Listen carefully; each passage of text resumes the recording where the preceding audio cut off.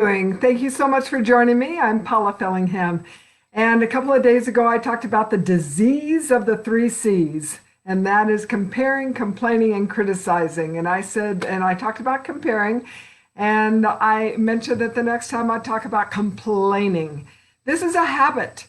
I'd like to ask you a question. When you walk into a room, whether it's at home or at work, wherever you walk in and people turn around and they look at you, what are their thoughts?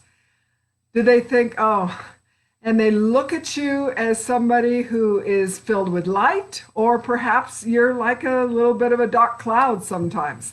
So when we recognize that we complain a little bit too often, then that's the first step, is to recognize it. And to be thinking, okay, you know what? I don't need to complain about different things. I notice that so many people during the winter, they complain it's too cold. During the summer, it's too hot. Things aren't ever quite right.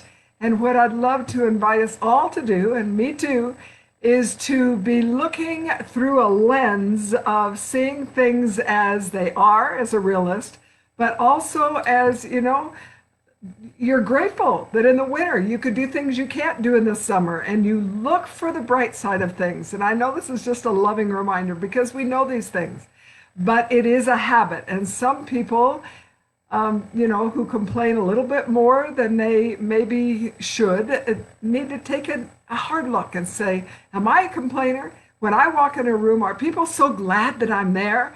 Am I filled with light? Do I exude optimism? Or do I need to maybe work on this just a little bit? And again, it goes back to our thoughts. It starts with when you start thinking about that complaint, then you say, hey, and you just fix it. You can flip it. You replace it with something more positive. Again, loving reminders. Thank you for being with me, and have a wonderful day.